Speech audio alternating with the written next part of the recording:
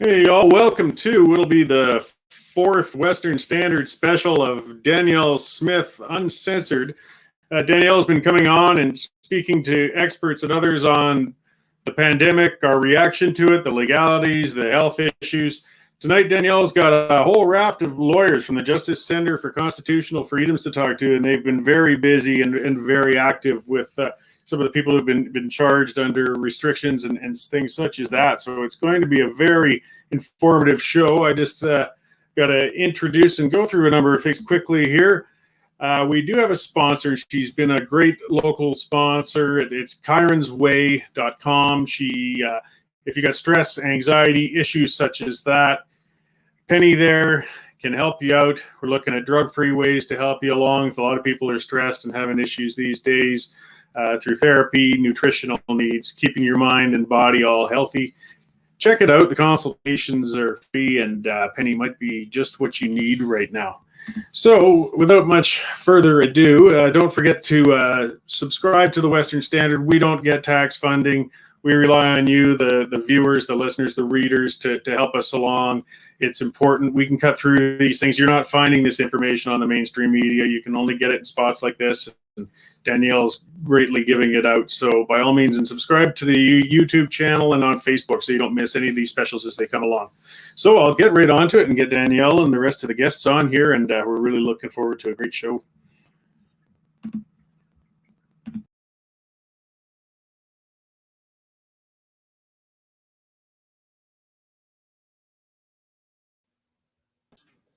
All right. I think I've just unmuted myself. So welcome to the program. Thanks once again. It's so funny to think that it's been, I think, 2 weeks since we did one of these Western Standard Online Uncensored. And the last interview that we did was with the Justice Center for Constitutional Freedoms, John Carpay. He gave us the lowdown on what was happening in the case of Pastor James Coates. We, of course, interviewed Aaron Coates. It sounds like there's been a major breakthrough in that case. We'll get an update on that. But what I always found when I talked with a lawyer from the Justice Center for Constitutional Freedoms is we never had enough time.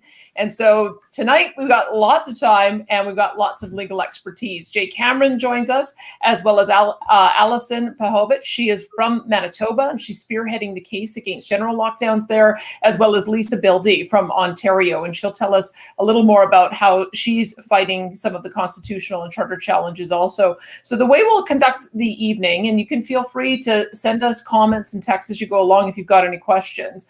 I'll try to keep monitoring them. I'll ask Corey if he can keep monitoring them and flag any of the ones that he thinks I should ask as we get into the question and answer. But I want to start by getting some feedback and sort of a framework for the range of issues that the Justice Center for Constitutional Freedoms have taken on. I think we've talked with John Carpay about this before, and part of what they do that's different is that they have on-staff lawyers, which allows them to take on an immense number of cases. And you'll see as we go through this, just the incredible amount of work that we're doing, or that they're doing. And we'll also be able to tell you how you can support their work, because it's only through supporting these kind of efforts that they're going to have success. So let's begin by talking with Jay Cameron, and he's going to give us a background of all of the different cases that they're pursuing. We'll find out why it is that they're pursuing it through a charter means, because I understand that there's another case that they're trying to pursue criminal charges, and so I'll get their perspective on that.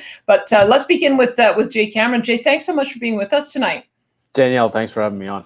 Yeah, so I want to get an update on Pastor Coates, but let's begin by just doing the broad framework so that people understand just how many cases you have that you've taken forward, and then we'll get into some of the granular detail on each of them. What are you fighting right now? We have current litigation in BC, Alberta, Manitoba, and Ontario against aspects of the lockdowns. And I learned actually just moments before that a decision has been handed down in BC. It's a partial success with respect to the lockdowns. I can get into that momentarily. The Justice Center is also challenging Bill 10, which is the transference of legislative authority to the Minister of Health, Tyler Shandro, as well as other cabinet ministers, which we say is an unprecedented transference of power. And we have also challenged long-term care home restrictions, preventing families from getting together with their loved ones in care homes. And then we have a host of other cases that we have also run with respect to the pandemic that are concluded or in various stages of conclusion. And then finally, we have approximately 100 ticket cases which we are handling currently, and they go from coast to coast. So talk to me about the framework that we find ourselves in, because I guess I thought that the charter meant something prior to us going into this COVID series of lockdowns across the country. I'm astonished actually that we haven't seen the kind of departure between provinces really that we've observed in the United States. We look south of the border and we see that there's a whole range from complete lockdowns in places like New York to complete openness in places like Florida. Whereas it seems like in Canada, the approach has been fairly uniform. It doesn't matter whether you got an NDP or a Conservative or a Liberal government in, they seem to take the same approach, which surprises me because I would have thought there would have been a little more care and concern about taking measures that could potentially violate the Charter of Rights and Freedoms. So what am I missing here? There's a number of key differences between Canada and the United States, and I'll highlight two of the ones which I think are the most important. In the United States, you have elected officials who retain power, and those are the governors. But in Canada, in the provinces, you have had the wholesale, in some provinces at least, the transference of power to these public health officials. And depending on the province you're talking about, for example, in Alberta and British Columbia, for example, that power is exercised in a unilateral fashion, meaning that they do not have to consult with the legislature in order to pass one of these orders that broadly infringes constitutional rights.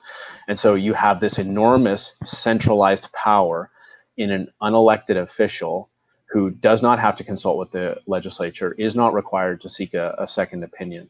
And so that is a significant difference. And it has resulted in these individuals retaining power. And they are to be honest with you, Danielle, I mean, we're speaking candidly here. This is live and uncensored, but the existence of these public health officials have provided some of these elected officials, like the premiers, with a buffer between themselves and the electorate. Because when the electorate are angry and they call their MLAs or they call the premier or they gather at the legislature and they protest, the MLAs say, well, we can't do anything about this. This is a public health official. Well, and you kind of get that in the US. And so I just want to drill down a little bit more on that, because I suppose what I observe from the media perspective is watching all of the big tech companies clamp down on anyone who had an opinion that was counter to Dr. Anthony Fauci. So it seemed to me like there was great deference for Dr. Fauci, at least in the mainstream reporting, as a result of some of the positions that the big tech companies took on censoring doctors. But why is that? So what power does Dr. Fauci have? Is he really just in a position to offer guidance and recommendations, and then ultimately the decision-making authority falls to the governors? Yeah, that's correct. And Dr. Fauci, of course, is a federal figurehead at the CDC. But you also have very strong states' rights in the United States. Not that you don't have a separation of powers between federal and provincial governments in Canada, but you have provinces hold power over health in the provinces, and that's in the Constitution Act, Section 92, and so that separation gives the powers to the province. One of the differences, though, is that in Canada there's universal health care, and this universal health care has become something of a master as opposed to a tool.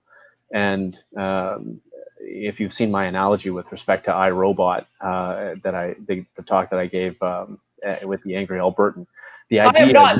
So you should tell us what that analogy is, because it sounds like a good one. Well, so in the movie iRobot, you have these robots, and they are servants to humanity until they become sentient. And then they lock down the humans and they say, well, this is for your own good. Yeah. If you're allowed out, you get in car accidents, you get in fights, you get in altercations, you're not safe. The way to keep you safe is in your house. And so the universal healthcare system has become for lack of a better word, a kind of sacred cow, which has become the all-encompassing aim of government. And so whereas the Constitution contemplates a free and democratic society, you have the universal healthcare system with the power centralized in a doctor who is unelected and who has no training with respect to socioeconomic issues or tourism or trade or agriculture or the impacts of what she's doing to society. She has no training, or he, in the Constitution. And so you have this incredible power and this enormous impact on society, but you have a lack of the checks and balances and that normally accompany the use of this kind of power. And so, you hear the phrase, we have to preserve capacity. That is why we have to do this. And so, as opposed to the healthcare system being a servant of the people, now it has become its master, and it is used to justify some really, truly draconian infringements of people's rights. Here's what I want to understand about the federal role, because we know that the federal government uses its spending power to dictate a huge area of federal interests and federal jurisdiction. And I've wondered if it ultimately comes down to the provinces to pass the legislation that hands off this delegation. I mean, we can hold our provincial leaders to account, unless, does the federal government have some lever that they're able to hold over the provinces to dictate that they all line up? I know that we've had conversations in the media and even politicians floating this idea that, oh my goodness, if the provinces don't play ball the way we want them to, the federal government can come in with its emergency power and take over. Can that actually happen? And is that part of what explains why there's been this uniform response across the provinces? There is overlap between the federal jurisdiction and the provinces to some extent. There's the peace ordering good government power, which is referred to as the POG power, that rests in the hands of the federal government. But the lack of, there is significant differences, especially as we move into the latter stages of this whole affair, between some of the provinces. You have Ontario, for example, with Toronto, which is one of the most, if not the most, locked down city in the entire world. And then you have other provinces with large cities, and there's significant differences between them and Ontario. And Lisa is in Ontario, and I know that she's dreading this threatened third lockdown, which Premier Ford and the health officials are planning to enact, and so it's a very different world, and that is, it underscores part of the arbitrariness of what's happening. You have one virus, it's the same across the country and around the world. Now they're talking about variants, but variants don't recognize borders. And so, but you have very different responses, despite the fact that you have one constitution.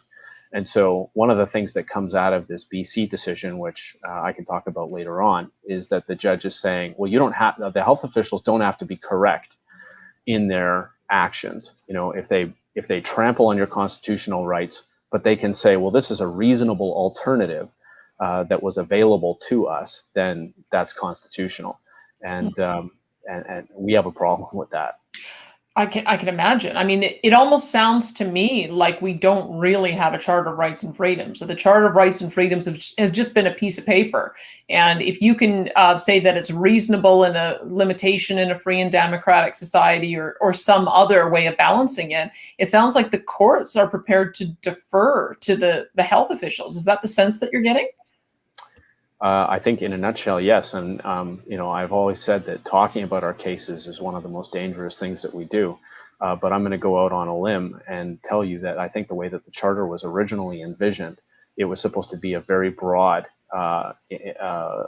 permissive protection for liberty in Canada, with small, narrow exceptions that were justified under Section 1. But over the course of decades since 1982, those exceptions have gotten bigger and bigger, and the freedoms have gotten smaller and smaller. Mm-hmm. And there is this old saying by a former prime minister of Great Britain, and he said that necessity is the argument for every infringement of human freedom.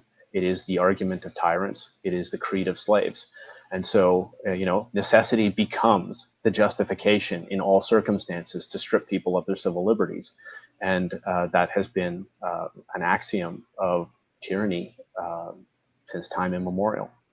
Okay, so we're going to try to do a bit of a review across the country and then get deeper into the cases. So why don't we start with British Columbia and tell us, in some ways, I'm trying to figure out who has really the best balance between lives and livelihoods, as the Premier of Alberta likes to say. And maybe it's British Columbia. I saw somebody recently who was in BC, and they said, wow, are you ever a lot more locked down in Alberta? And I'm sure that in Manitoba listening to us and in Ontario listening to us, Allison and Lisa are saying, gee, I wish we were only as locked down as you out there. So I want to make sure that we have the broad perspective of what the range is. But then you look at Atlantic Canada, and in some ways they've got more freedoms, but I served a table I've got a restaurant. So I served the table last week, and they just come back from New Brunswick, and they talked about how they've got border patrols set up with checkpoints that have police at them. Like, this is not what I would expect Canada to be. So you've seen sort of the survey of the land. So give us a sense of where the restrictions are at in British Columbia right now. And then if you can kind of point out some of the highlights as we go across the country, just so that we understand how different it is from one province to the next. Sure. So, I mean, I'm not the lawyer who handled the litigation in British Columbia, but I can tell you what the case was generally about. We represented churches and individuals, and primarily challenged the restrictions on religious gatherings and the prohibition on protesting. Because, of course, one of the things that's happened in the pandemic is if you can't gather, if you can't go see your loved one, your mother's dying in the hospital, your grandmother is dying, your sister is in long-term care, you can't go and see that individual, or at least that was the way that it was. And if you want to go downtown, you lost your job, you want to protest at the legislature, there have been people who have been given big tickets in the range of thousands of dollars because they exercised their right to peacefully assemble. And so in British Columbia, we challenged this. And so the prohibition on worship services in BC was total. And there were some exceptions that had recently been given to some religious groups to gather for the purposes of specific ceremonies. But by and large, these restrictions were in place. And so some of our clients had bent over backwards to comply, but they felt like, the Constitution, according to Section 52 of the Constitution Act 1982, that is the supreme law in Canada, not these health orders. And so we're going to have religious services. And they got tickets for that, and the Crown brought an injunction application to prevent them from doing that. And then that went to litigation at the court 2 weeks ago. And the decision came out today, and it was a mixed result. So Chief Justice Hinkson of the BC Supreme Court has struck down the prohibition on assembling for the purposes of protesting, but he has retained the prohibition of religious services. He's upheld it. And wow, that's kind of remarkable, isn't it? I mean, I would have almost thought it would have been the reverse, that you would have had to honor religious freedom and religious right to assemble, and they might have continued with some of the restrictions on protest. What explains why they didn't take a more permissive view on religious services? Well, Chief Justice Hinkson has done something different than what the rest of the judges who have heard some of these arguments on a preliminary basis has done.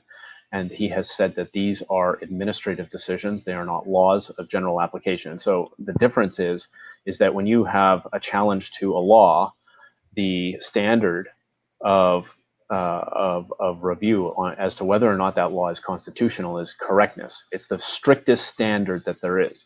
But these administrative decision makers, government officials who are tasked with making decisions, their decisions are often reviewed on a standard of reasonableness.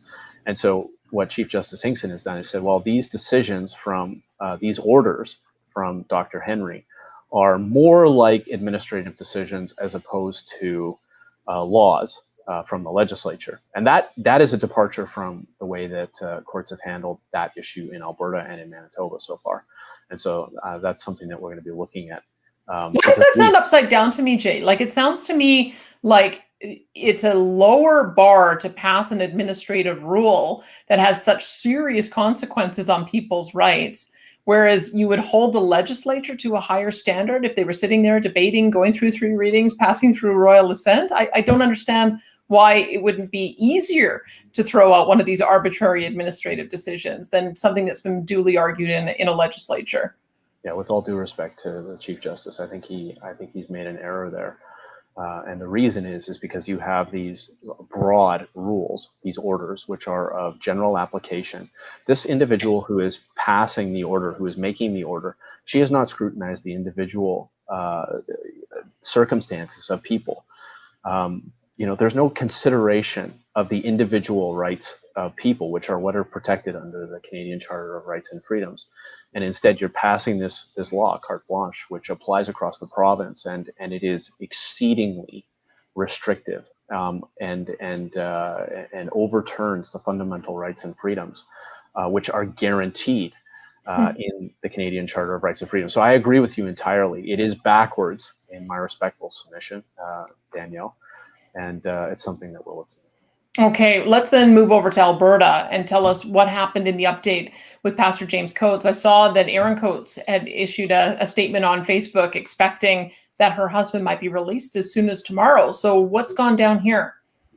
So there was a rumor that was circulating that the matter was going to be called forward tomorrow, Friday. That has been moved over to Monday, and Pastor Coates remains in custody. But his matter will be brought forward on Monday, and the Crown has committed to withdraw the criminal code charge of breaching an undertaking. That is the only charge that carries jail time, and that is the only criminal charge for which Pastor Coates is in custody for. So with the withdrawal of that charge is a very significant victory, and something to celebrate. We anticipate that he's going to be released on Monday. The Crown is also withdrawing another one of the other public health order allegations. And so there's one remaining charge, and a trial will be held in early May on that issue. Okay, so let's go. We'll talk more about that case, but I want to just do a quick review of what's happening across the country so that we know. Let's go on to Manitoba and bring in Alison Pihovich for a bit of an understanding of what's going on there, because I'm sort of shocked. It's funny, the three jurisdictions we'll be talking about are all ones that are led by Conservative premiers. So I tend to think of Conservative premiers as understanding this balance between lives and livelihoods, or liberty and the role of government. And I've been gravely disappointed that none of them seem to have distinguished themselves. But Brian Pallister came up with some bizarre decisions. I think the one I remember the most was when he allowed the big box stores to open, but because he was keeping retail closed, they had to cordon off the areas that had non-essential goods, and you just ended up with some weird altercations. And so, give us a sense of what it's like living in Manitoba, Alison. Well, yeah, that was just in time for Christmas. It was actually Dr. Rusin, who's the chief medical health officer, made orders just before Christmas that allowed retail stores, such as big box stores that were still allowed to be open, to sell only what were deemed essential items, and non-essential items had to be taped off, cordoned off, and that included books, toys, a lot of children's clothing,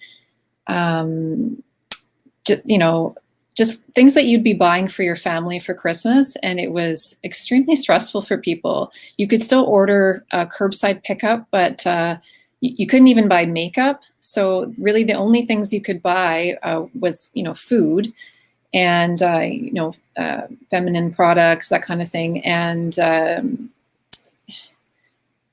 it was extremely bizarre, because if you think about it, does a virus know when someone's standing in the toy aisle at Costco or if someone's standing in the food aisle? It just didn't seem to make any sense. So, the retailers were frustrated, and it just seemed like the tide was turning in public opinion around that time, because people really couldn't understand, even the people that are most afraid of COVID and are really, really not pushing back on the lockdowns, really at that point started to ask, what's going on? This seems silly. So it was really quite bizarre, I have to say. So, eventually those items, are for sale again, but it was really bizarre. And the other thing too is, in January, I believe that we're the only province outside of the Atlantic bubble where if you come into the province you have to quarantine for 14 days. So if I was to go and visit a friend in BC and come home, I'd have to quarantine for 14 days, just as though I'd left the country. Now, we don't have to come to an isolation center, thank goodness for that. But, we're one of the only, I believe the only jurisdiction that has that rule at the moment. I know that they have their reasons for doing so, but, we're sort of an island here.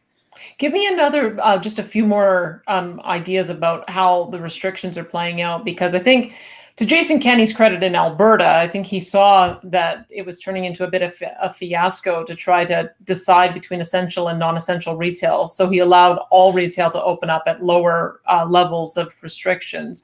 You needed to have, could only have 15% of the fire code capacity come indoors. I think that's now been expanded to 25%. We closed down restaurants completely in Alberta for 2 months. They've now been allowed to reopen, but you can only have the same family members, maximum 6 people to a table. And bizarrely, we still aren't allowed to go and see our parents for coffee at their house or have anybody over for a glass of wine. So we've still got some serious problems, as well as the gyms. The gyms here are still not able to get back to full operation. So just give me a bit of an understanding of where you're at on the spectrum on some of those other issues. Right. So the restaurants, they of course could do delivery and curbside pickup throughout the whole thing, throughout the whole winter. But recently, restaurants were allowed to open, but I believe they started out at 25% capacity, but you could only have a meal with someone who lived in your house. And that rule still applies. That order still applies.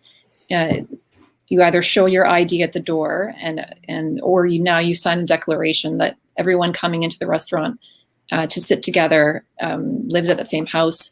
Now they've recently, Dr. Rusnitz has said, if you want to sit outside in March in Winnipeg, you can sit with up to 5 other people from different households. So, Winnipeggers are pretty hardy. So I understand that the patios are now all open and people are flocking to them to sit outside with their friends. And, the daytime high is +7. And people are so desperate for human contact and to see friends that they're making a go of it. So, we'll take these little bones that they throw and I'm going to go see my friends sitting by the heater as well, because we're so anxious to get out. Completely. So that's restaurants. Gyms are allowed to be open as well, but this is, in my view, it's unfortunate. The province will say otherwise, but you have to wear a mask at all times at the gym. At first, in the fall, before they closed, you could take them. You didn't have to wear a mask if you were doing cardio. You didn't have to wear a mask when you were sitting at a weight machine. You had to put it on in between when you walked to another machine. But now you have to wear it all the time.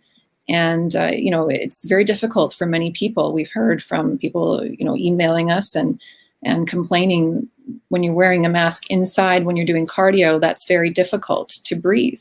And I know that gyms can be losing business over the indoor mask issue. So that's an issue. And I believe that goes against the World Health Organization's advice is not to wear a mask when you're doing cardio exercises. I'm glad you've gone through this survey. Now, I should also mention we're allowed to have 10 people meet outdoors.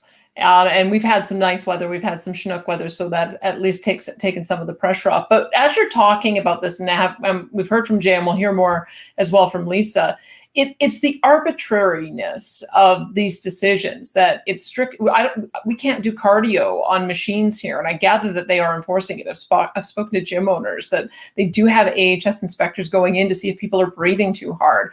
So this is what is so confusing for the public: is why is it okay for people to go to a restaurant in British Columbia, which sounds like that's a lot more accepted, and yet we have all of these other restrictions elsewhere? That doesn't seem to be based on science. And if this is what it comes down to, is that these are scientific decisions. You can take them to the bank. They're justifiable to the point where it overrides the Charter of Rights and Freedoms. It's all of these differences that seem to make me wonder if that's really true. So give us an idea of the kind of litigation that you're taking forward so that we understand how you think you can challenge these lockdowns. Because as I gather, your litigation is a lot more of a general nature. Yes, I mean, we've brought in a charter application. We're representing a group of churches and a protester, and the churches are raising issues of violation of their right to worship, right to assemble, right to express themselves through singing, through listening to sermons, and also they're alleging a discriminatory element because at the time that churches were closed, the size of the building of the church is similar in size to a liquor store, and liquor stores are still allowed to be open. And our argument is that a similar amount of people were allowed to be standing inside a liquor store at the same time as a church could accommodate the same amount of people, and yet you're allowed to do one and not the other. And it's our argument that that's discrimination against Christians and against all, Christians are our clients, but against all people who want to worship. So, and we don't see that that's based on any science. So that's what we want to flesh out. There are many issues, scientific issues that we really want to get to the heart of. And we've got a wonderful expert. We believe he's one of the world's top experts in the coronavirus. And that is Dr. Jay Bhattacharya from Stanford University. And he's put together an amazing report for us, which explains that, there are studies. There's one big study, a meta-analysis of 54 studies around the world that found that symptomatic people within a household spread the coronavirus 18% of the time, where asymptomatic people with coronavirus spread it 0.7% of the time. And so that whole notion that we've heard from various medical health officers around the country, that including Dr. Rusin, that, we have to lock down. We can't just temperature check at the door, symptom check at the door, because people can be, carriers of this deadly disease and not know it. That's the reason why we have to bring in these harsh measures, is because you could be seriously jeopardizing the health of an elderly person or an immunocompromised person and not even know it. That notion of asymptomatic spread, the science doesn't bear that out. And so that's our position, and we're going to flesh it out at the hearing and on cross-examination, and we look forward to doing so. Let's talk a little bit more about some of the contrary medical evidence you're going to give, because this is the question I have is, will it be admissible? This is the remarkable thing that I've noticed about this whole pandemic, is that once the consensus of the top doctors is in, it doesn't seem like anyone is allowed to question that or challenge it. And that doesn't seem to me to be the way a court process works. A court process, you bring forward expert testimony, and then it's up to a fair-minded judge to make the decision about what has the most credibility. Are they going to even hear Dr. Bhattacharya's testimony? Well, we're scheduled to have cross-examinations. Of course, the opposition, which is the province, if they wanted to try to challenge his expertise, I suppose they could try that, but we don't have any information or indication that they're going to do so. Mm-hmm. But that's open to us to try with their experts, and that's open for them to try as well. But assuming that our experts go head to head, they have an expert as well who says something different. So, we're going to hash that out, and it's the court's job to listen to both experts and come to a decision as to which expert that judge prefers the evidence of, and to make findings based on that expertise. And we're very confident with Dr. Bhattacharya. He's amazing. He appears on CNN regularly. He was invited to the White House in the fall to talk about the coronavirus. He actually met with Governor DeSantis in September, and he told him about the approach that he was advocating called focused protection, which is to protect the elderly and immunocompromised from the coronavirus, as opposed to locking down society as a whole and letting young people move about society to build up herd immunity while protecting the elderly who are more at risk from this disease. And Governor DeSantis, my understanding is that he took that advice. Florida's open. Florida was open from September on, and they've come out remarkably well. It's remarkable. You're quite right. I've talked about Dr. Jay Bhattacharya. I've been following him for some time because he's one of the authors of the Great Barrington Declaration, which is what you're discussing there. And I saw the press conference that Governor DeSantis did with he and 2 other experts where they were explaining their approach. So it's quite amazing that you got them. One of the things that I found amazing about what you just said is that if you can put this testimony forward that the chance of asymptomatic transmission is minuscule, less than 1%, but even more so, even symptomatic individuals in a household, the transmission, did I hear you right, is only 18%, meaning the vast majority of people even in a household don't end up getting it from others? And that it's a very fascinating study. That was a meta-analysis of a bunch of other studies. That's what a meta-analysis does, is it takes a look at what other studies have found. And so, of course, in a household, you don't have the checks that you would have at a restaurant or a theater, where checking temperature, wearing masks, social distancing. And so our argument is that, if you impose these if you at the least have churches do a temperature check at the door, or, have masks and distancing, which is already required for people attending church, then why do you need to shut the whole church down for months at a time?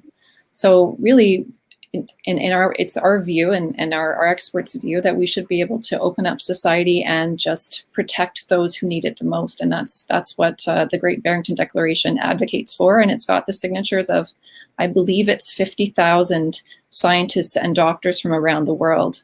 Okay. So it's not a fringe theory when you have that many medical professionals in total agreement. So it might be fringe according to what the media wants to have us believe, but certainly there's a lot of support, and there is more support than you think. It's just that a lot of doctors, their voices are not being heard.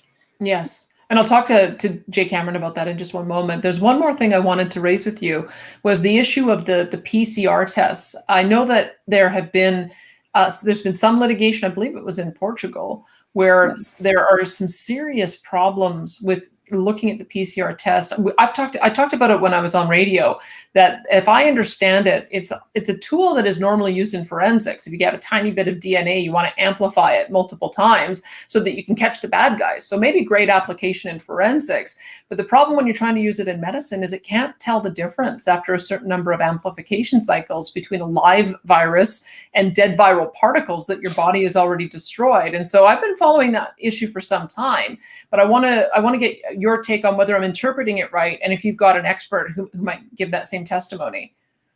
Yes, well, I'm not a doctor or a microbiologist, and this area is very complicated. But I can tell you what Dr. Bhattacharya has stated, and he's taken a hard look at the latest science on the PCR tests, and basically the PCR test is known as the gold standard for diagnosing COVID, but according to Dr. Bhattacharya, it's not the gold standard for diagnosing whether someone is infectious.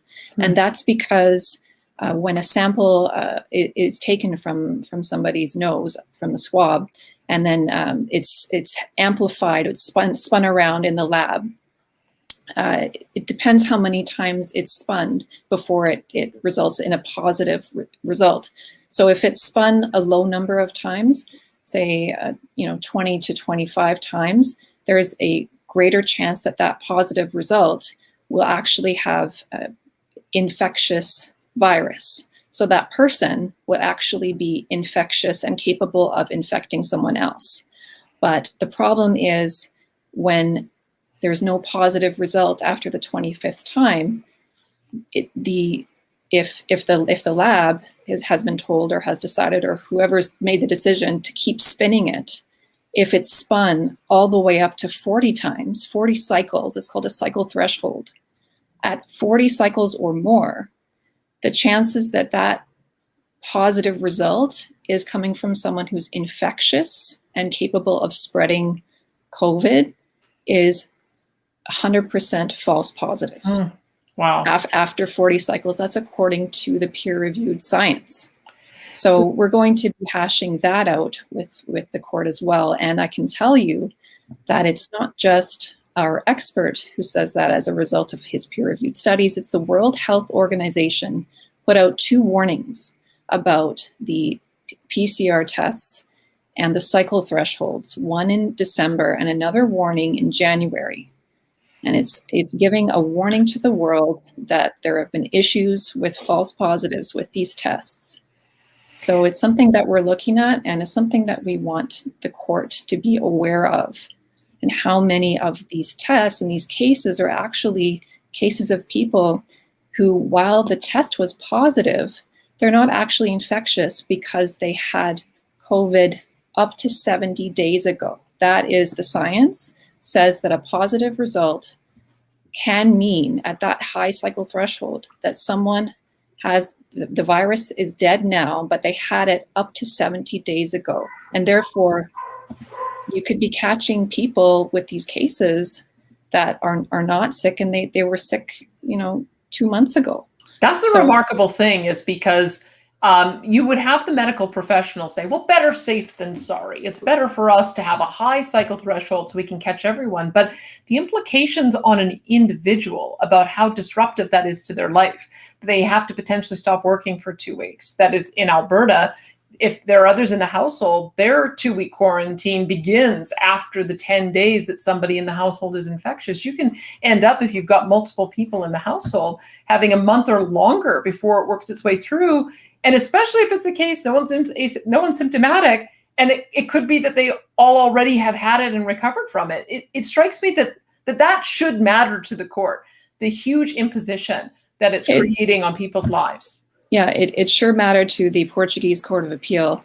In that case, I mean, it's written in Portuguese. We've got the translation, but it was involving people who were being quarantined, and as a result of a positive PCR test. And the government in that case couldn't produce the data as to, I believe, the CT threshold that they were using, and that the court found, based on the studies that we've submitted, that we filed in this application, that because the false positive can be as high as 97%, and that's what the courts found, according to one of the studies, that the quarantine was unlawful. So it's a very interesting case. And, it's just, the public needs to be aware of this, what a PCR test does, and the potential faults that lie with it, and what it means when these chief public health officers come on the news and they talk about new cases. But we don't know, when they say that, how many of these cases are people who are actually infectious and contagious or not. Let me just underscore what you said. Potential as high as 97% false positive. Now, we've talked about 2 pretty significant pieces of medical testimony that Dr. Bhattacharya is going to put forward. Before I ask you kind of the implications of some of this, if the court accepts it, are there any other big pieces of medical testimony that you want to tell us about? Or are those the 2 main ones? Well, those are the 2 big ones, but I mean, we've got studies basically showing, and there's a new study from the Nature magazine very recently that talk about the efficacy of lockdowns. Do they actually work? And it's our position and our experts' position, according to the studies that we've produced, and this Nature study, which is huge, and probably the best study out there, is that lockdowns aren't effective. What they do is, sure, they isolate people, but they just prolong the misery, because they affect the development of herd immunity, which could come through the population more quickly if the young and healthy people are out and about. And certainly, as I've said, our expert, and we are not advocating for everybody to be like a let it rip kind of strategy. That's not what we're advocating for. It's the young and healthy people who should live their lives and build up that herd immunity, and protect the elderly. And part of the analysis as well, and that we haven't talked about yet, is the harms of the lockdowns, and that's part of the balancing that the court's going to have to look at, is what harms come from lockdowns. And I mean, all you have to do is watch the news on a day-to-day basis to see that suicide rates have increased. People are having issues with domestic abuse at home and substance abuse problems. And, we've got charts from Manitoba that show the increase in suicidal thoughts. There was a study out of BC, a mental health study from UBC actually, that showed the increase in drug abuse and overdoses. And so it's really tragic. And, we can all feel the devastation and the isolation, and it really affects some people more than others. So, the court's going to have to, we say, balance those harms and those deleterious effects as part of the legal test against the measures and the reasonableness of these measures. And, also from closing down countries in the West, you've got Africans starving to death for various reasons. And of course, they're not affected by closing churches, but the broader implication of lockdowns in the West is you've got people starving to death around the world. And there's a Dr. Nabarro from the WHO came out in October, and he actually made a public statement saying we shouldn't be locking down. This should be a last resort because of the devastation and significant harms that this has for people around the world. So, it's not one-sided. This is a very important issue. Obviously, it affects all of us, and we need to really go through the costs of these measures. And so, we're really looking forward to doing that with the court. That's excellent. Okay, so what do you hope will come of this? Because I can see a number of things coming from it. It seems like the way in which it's characterized is it's all or nothing. It's just, you described it there, where the public health officials and the politicians accuse those who want to strike down some of the restrictions as just let her rip. And as you said, that's not what you're aiming for. But what would a reasonable balance be? Is there something that you have to proactively put forward to say, we're prepared to see these kinds of restrictions, but not those? Or is it up to the court to decide that balance? Well, no, the nature of the legal test is that, we've alleged charter infringements, and the government here in Manitoba has agreed that they have infringed certain infringements, not all, but they've agreed that they've infringed our clients' freedom to worship, a right to assemble, and freedom of conscience and expression.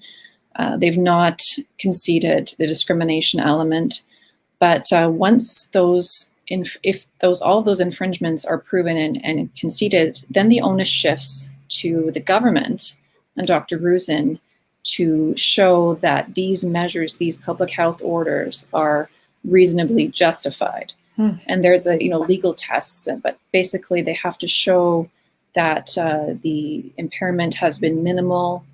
They've impaired our clients' rights as minimally as possible, that their objective is pressing and substantial, that's the legal language, and that the deleterious effects are proportional to the objective here, which is to protect health. So it's a real analysis, but that's where some of the science comes in, and the lockdown harm evidence comes in. So it's a real balancing, but the onus is on the government to show that, in a nutshell, that their orders are reasonably justified.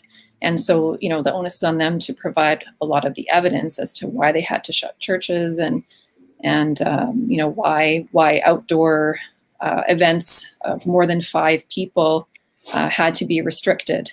And so, we're going to be getting into that with Dr. Rosen on his cross-examination, and going through the evidence that they've provided to justify these measures. Are they able to say, look at this hysterical computer model? Oh, you don't like that one? Here's another hysterical computer model. Because that does seem to me to be a lot of what their case rests on, is that they get someone to model out the worst case scenario, and then they argue, well, if we don't do these lockdowns and these restricted measures, then this is what's going to happen. Does that pass the legal test? Or is that what we have to see? Well, we have to see what a court says about the modeling. But certainly we know that modeling in the UK, the main model that was used to get the world to sign on to the lockdowns was found to be extreme exaggeration and completely false. But once the world gets on that path and governments get on that path, it's sort of hard to stop the freight train as it's going. But of course, the modeling is, we didn't have millions and millions and millions of people falling over from COVID. I mean, certainly it's very tragic. Every death is tragic, but those models were wildly inaccurate. No kidding. When should we expect the timing on your case?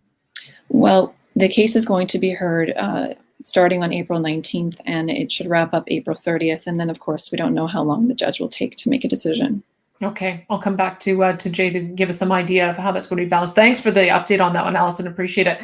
Now on to Ontario. Now, you heard Jay Cameron say that Toronto may have the strictest lockdown of any major center in the world. So what does that look like? Lisa Bildy is fighting that case. She's also going to be talking about the case with long-term care facilities, which I'm really interested in hearing about. So Lisa, just tell us what life's like in Toronto. Well, I'm actually fortunate that I live in London, which is 2 hours southwest of Toronto, and so I haven't had the worst of it. But for those in Toronto, it's been a long haul. They have been under some form of severe lockdown since the fall. I'm not sure exactly when it started anymore, but I think November sometime. The rest of us had a hard lockdown that began on Boxing Day and lasted for about 6 weeks. The whole province was put into the same lockdown, and then some of us have come out of it a bit. And Toronto and Peel region, which is the large sort of greater Toronto area, they're still under a fairly heavy lockdown. It's not a complete stay-at-home order right now, but they're in what's called the gray zone. We've got all these lovely colors. And in gray, they still can't go inside a restaurant. They are supposed to stay, not have social gatherings in their home and that kind of thing. So it's been a long haul for folks in Toronto, and I'm sure many of them are getting agitated. But at the same time, if you watch social media, you see that a lot of people are clamoring for more, and it's astonishing. Some people don't,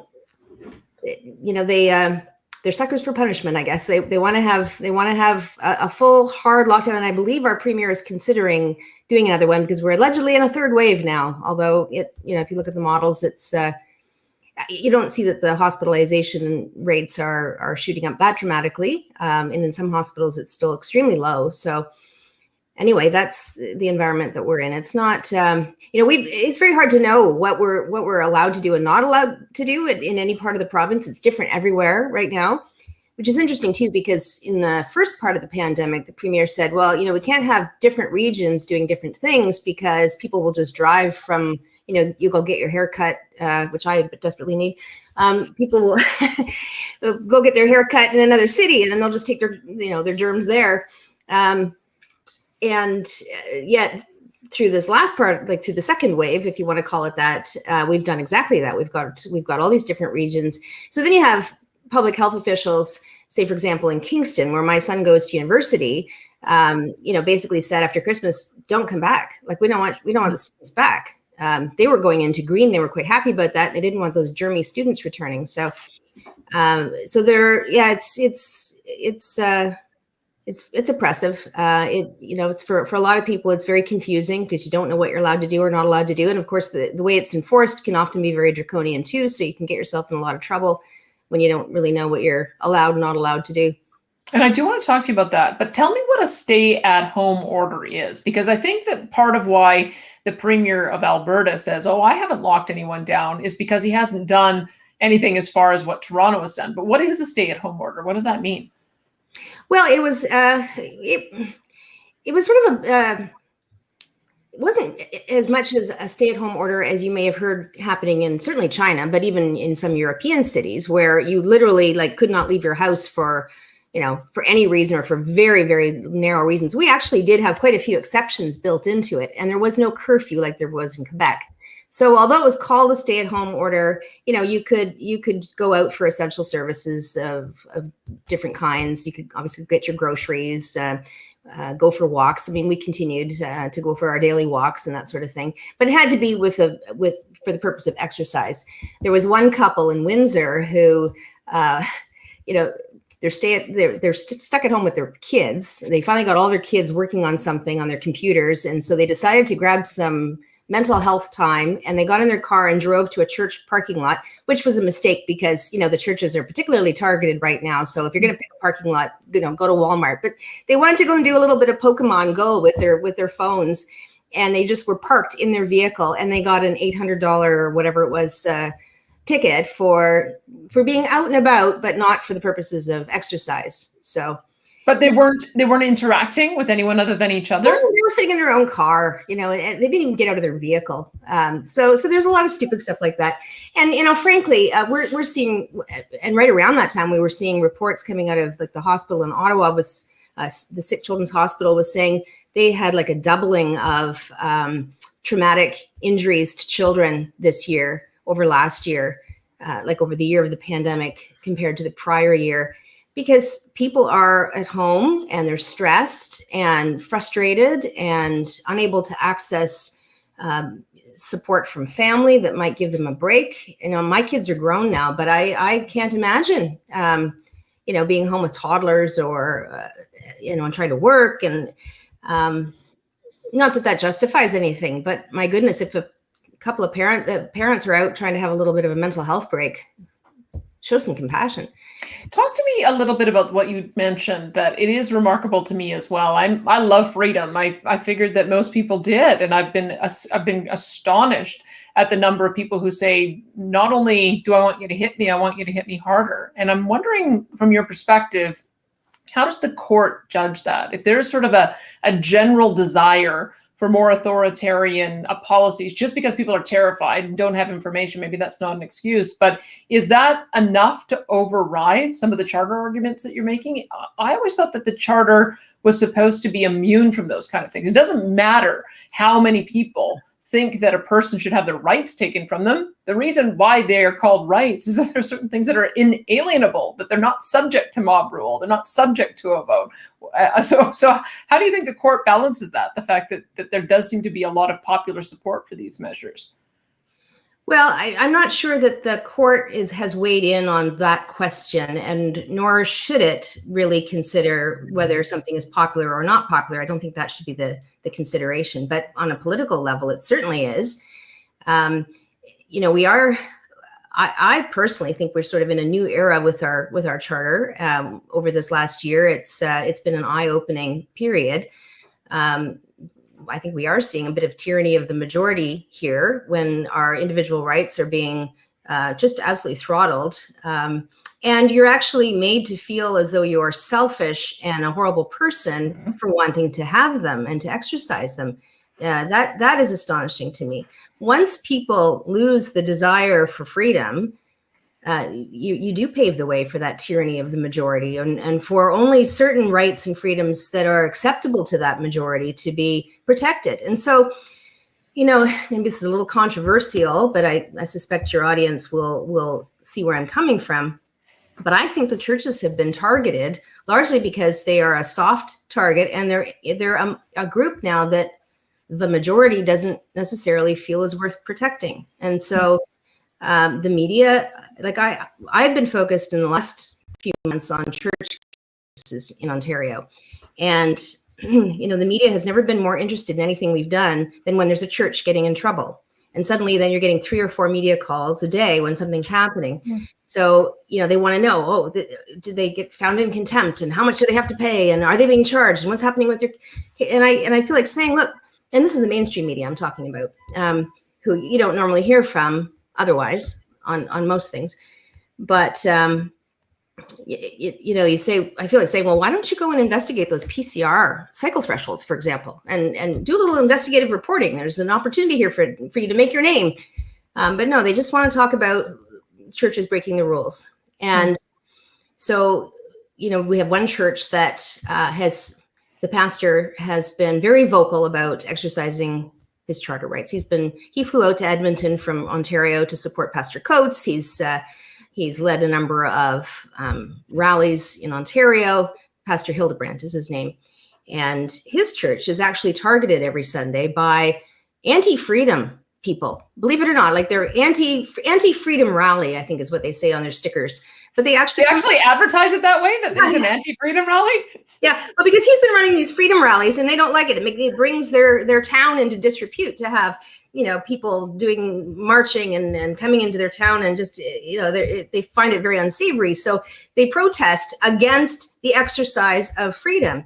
And so they will line the road by this church on a Sunday morning and monitor to make sure that the churchgoers are sitting in their cars. And this is a church, by the way, that back in the spring, we got drive-in services for. We launched, that was the first charter challenge in Ontario, because at that time, you couldn't even sit in your car for worship. And so they had done so. They were in battle with the local police, and we sued the government, and they walked back the restriction and changed the regulations to allow for drive-in services. And they have mostly had those drive-in services during periods of time when they've not been allowed into their building. But the odd time that they've gone into the building, of course, there's all these watchers there to check on them. And yeah, I'm not. When you look back through historical periods and then compare it to today, you can sort of see how a lot of things happened that you maybe didn't understand when you read the history book the first time. For example, the Stasi had no trouble getting people to inform on their neighbors. You can sort of see why, and there's a lot of ugly human nature that's coming out right now, and it's a little bit distressing. So to come back to the question about the charter, I'm not sure. We haven't had a fulsome argument yet on the charter. Well, BC was the first real substantive argument about the charter.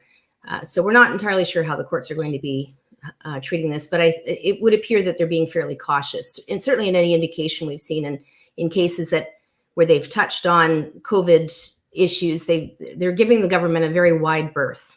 Yeah. So let's then talk about because I'll go back to Jay on that one as well, because I guess here's the danger, is that if the courts affirm these kind of actions in this circumstance, then it would give the government carte blanche to keep on doing this to us, regardless of how big a threat it is. If they're not even going to analyze whether there is a significant enough threat to warrant it, that's what I'm a bit alarmed by. I expected more from our courts, quite frankly. But let's talk, Lisa, if we could, about the case that you're taking forward on long-term care. And I want to pose something to you that I find really troubling. And this is, again, why I'm convinced that doctors and health services should not be responsible for these kinds of pandemic management exercises, because it appears to me, and I think you see it play out the worst in New York as well as in Quebec. It's like they panicked because they worried they were not going to have hospital capacity. They pushed out those who were of senior age into long-term care facilities without testing whether they were COVID positive or not, and that sowed the seeds for a lot of the infections in Quebec and in New York, which of course is the exact opposite of what Dr. Jay Bhattacharya is suggesting that we do. Rather than protect the most vulnerable and make sure that the virus doesn't get into those facilities, government actions actually push the virus into them. And I have to wonder, I mean, that goes beyond charter. That almost seems like a criminal violation to me. And so I want to see how you're arguing this case. How do you see it? Yeah, so actually that was a fairly limited case that we launched in terms of long-term care. And it is on hold at the moment because basically the government backed down on the thing that we were pushing for, which was to get essential family caregivers back in. So just to back up a little bit, the Justice Center hasn't just been launching court cases throughout. We've been doing a lot of other things too. And of course, we've been trying to educate people, and we've been doing publications and writing articles and podcasts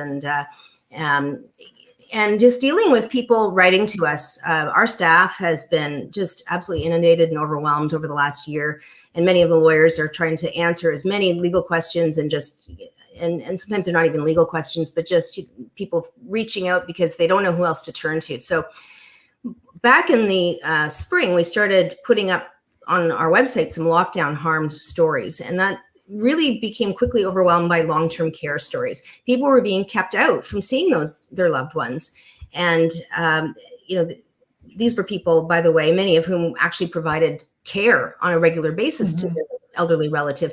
And that care, I think the number I was told one time, if you were to pay for the level of care that family members provide to their loved ones, across Canada, it totals like $7 billion or something. It's a massive amount of investment of personal time and care into these residents that they don't otherwise get. And so if the family members are kept out, that care doesn't typically happen. It's a stopgap because most of these facilities are understaffed, chronically understaffed. And then, of course, when you've got a situation where you're now having to quarantine people who may have been exposed, your staffing levels drop even further because you've got part staff because somebody has to sit home for 14 days, even though they're maybe feeling well. So there have been all kinds of issues, but keeping the family caregivers out was over 6 months at least was in Ontario. I mean, it's still actually happening in BC to some degree, and I'm not sure about other provinces, but it was a carte blanche decision to keep everybody out. And anyway, we started a judicial review because what happened was there was a lot of finger pointing back and forth between the government and the long-term care homes. The long-term care homes would say, well, the government, is the one that's telling us we can't let anybody in. And then the government was saying, well, it's up to the long-term care homes, they can decide. And so the families were caught in the middle. And I'm curious to ask you what your conclusion might be out of what we observed, because it's interesting to me. No one really asked the seniors in care what they wanted, and I think they probably broke down in the same way the general public did. I bet that there were some who had felt they'd lived a good long life. They were having serious health issues, and the most important thing for them was to be able to see their loved ones so that they could maintain that zest for life in their final days. And maybe they weren't that worried about getting COVID. But then there were others who wanted to lock down. And it doesn't seem to me that we had a very nimble way of responding to the care needs and desires of the people that the government was making decisions over. Is there anything that you would suggest that needs to change in future based on what we saw? Because when you talk about the long-term implications, I suspect that and I've heard it from lots of people, I suspect some of the old dears who died of loneliness, who died of heartbreak, and whose dementia got worse because they weren't getting the ongoing stimulation of having family around them. And that surely has got to count for something. Yes, it should. And that is exactly what was happening. We certainly had not just anecdotal evidence, but there were experts who were preparing reports on this too, and advising the government, telling the government, look, you've got to let people in. They are actually deteriorating in these conditions. And, they only have so many months or years left, usually, 12 to 18 months, I think is about the average when people go into long-term care. And they're wasting away. And there was actually, in some of the most egregious circumstances, actually starvation and choking, and there just wasn't the staff levels there to look after people, and the families couldn't find out what was going on. Of course, families also were another pair of eyes on the operation, right? So a lot of long-term care homes maybe were, if they were struggling or not coping very well, we're probably happy not to have the family members observing all of this and taking them to task. So, but yeah, we launched a judicial review of the decisions that the Chief Medical Officer of Health had made through a series of directives in which he basically kept out the essential family caregivers. And while he would say at a news conference, well, yes, we think that's important, they should get in, it was never confirmed into a directive. And so we challenged that. And we also raised the charter rights of the elderly people and their children as well as having been infringed. We had 2 clients that we put forward.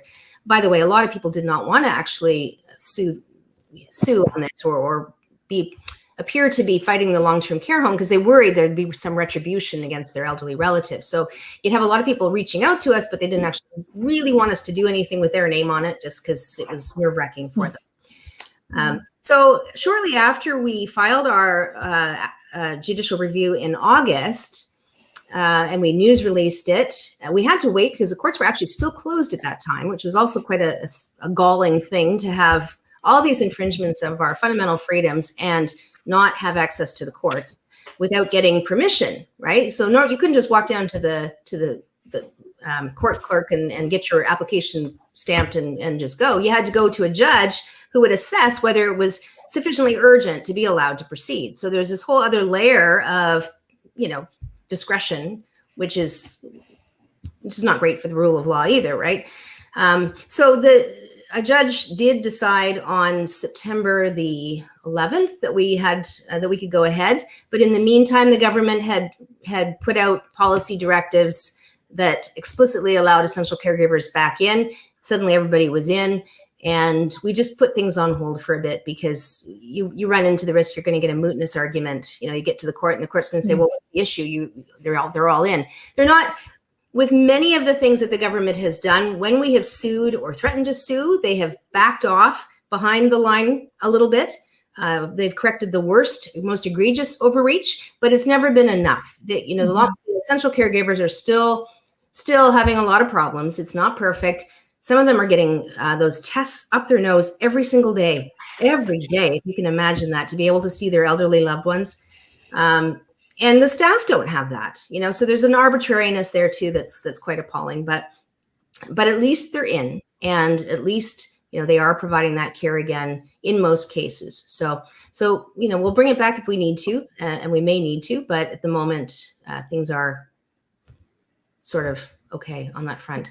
Well, let's then, before I move back to Jay, tell me a little more about, I gather there's 100 cases that you've taken on of people who receive fines. You gave the example of the Pokemon couple, and I wonder if there are any other examples you want to give, because one of the things that I often get asked, especially by people who are, I live in a town where we've got a lot of snowbirds, and they left before any of the restrictions came in, and they leave for an extended period of time. But now that we're getting into spring, they normally come back, and they're saying, do I have to accept that thing shoved up my nose? Don't I have a charter right to come back into my country? And so Chris Sky is kind of a bit of an Instagram phenom. He filmed himself coming into the airport saying, Section 14.1 of the Quarantine Act, you cannot put anything invasive in me to take a test to determine if I'm sick. Section 6.1 of the Charter, I have a right to come into my country. He took the $1,200 fine and he said, this is going to be thrown out. So come in, express your rights, know the law, accept the fine, and then challenge the fine. I don't want to give people incorrect information if that's too risky, but heck, I'd take a $1,200 fine over a $2,000 COVID jail coming in at a mandatory stay at one of the hotels. So what's your assessment of whether some of these fines are actually going to hold up in the end? A lot of them will not. A lot of them won't be prosecuted. There were some really dumb ones at the beginning. There was a kid that played basketball all by himself in a park in Ottawa and was charged because he was off the path, and has, I don't think, they sent in their ticket as not guilty. We said we represent them. That was back in, I don't know when, May, and we've never heard. So chances are that one won't see the light of day. And there'll be a lot like that. Already, I suspect that some of the, even the ones for churches and so on, will get thrown out. We don't know for sure, and if they're not, we'll raise the constitutional arguments and challenge them. And same thing with these snowbirds or whoever is coming back in, we are taking a lot of them. A couple of our colleagues have a criminal law background, two new lawyers at the Justice Center, and so they've been kept quite busy with all of these tickets.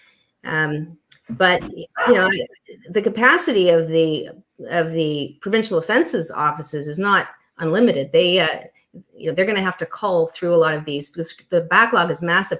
Bearing in mind that the courts were closed for at least 6 months in Ontario, the backlog for everything is just going to be just massive. I mean, it's hard to even get your head around it. The idea that we could just flick a switch and turn off a highly complex, tightly wound society and then flick it back on with no consequences. I don't know what people were thinking.